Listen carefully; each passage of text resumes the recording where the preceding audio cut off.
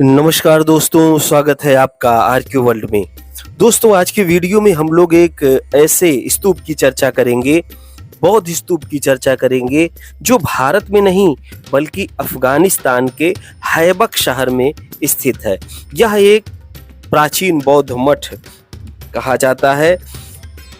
इसकी कुछ विशेषताओं के विषय में चर्चा करेंगे, तो एक बार पुनः आप लोग मेरे साथ वीडियो में बने रहिए अंत तक। दोस्तों, अफगानिस्तान के हैबक शहर से लगभग 2 किलोमीटर दक्षिण में एक स्तूप प्राप्त हुआ है जिसे बौद्ध मठ परिसर के नाम से जाना जाता है।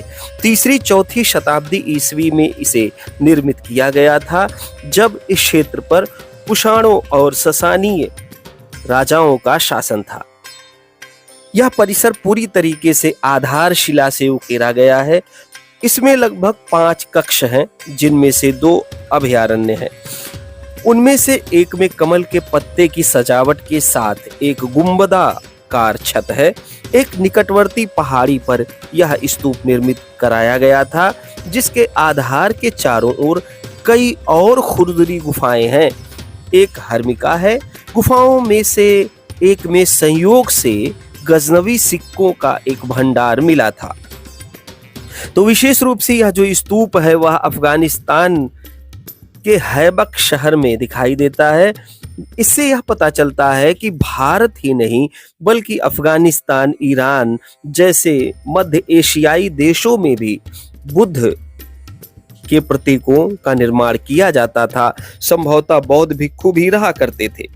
चीन से आने वाले यात्रियों फाहियान वेनसोंग इत्सिंग ने यह बताया है कि सेंट्रल एशिया, खोतान, बामियान जैसे क्षेत्रों में बौद्ध स्तूप, संघाराम इत्यादि बनाए गए थे। वहां पर बड़ी संख्या में बौद्ध भिक्षु निवास कर रहे थे, जो कि पठन पाठन का कार्य कर रहे थे, नवीन शोध कर रहे थे और अलग अलग तरीके से समाज को जागृत करने का कार्य कर रहे थे।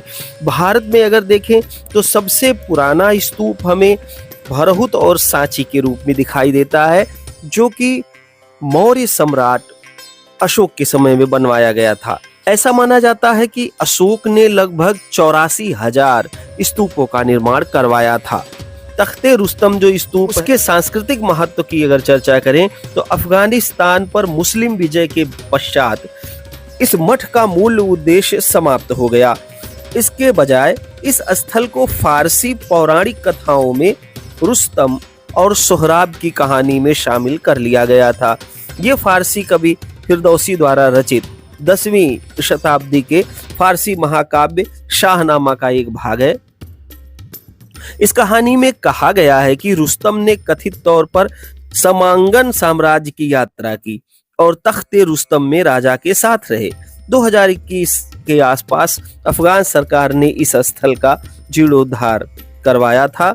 अब ये पर्यटकों के लिए एक पर्यटन स्थल बन गया है। यहाँ पे एक हाल का निर्माण भी इसी दृष्टिकोण से किया गया है।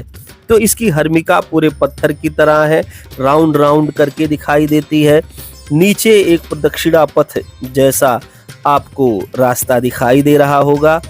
इसके अतिरिक्त कई सारी विशेषताएं थी जो अफगानिस्तान के इस स्तूप के विषय में बताती हैं। तो तख्ते रुस्तम जो स्तूप है उसका महत्व बहुत बड़ा है, विशेष रूप से सेंट्रल एशिया या फिर अफगानिस्तान के लिए या सिल्क रूट के लिए, बामियान के लिए। इसीलिए संभवतः एडविन अर्नोल्ड ने तथागत बुद्ध को लाइट ऑफ एशिया कहा था।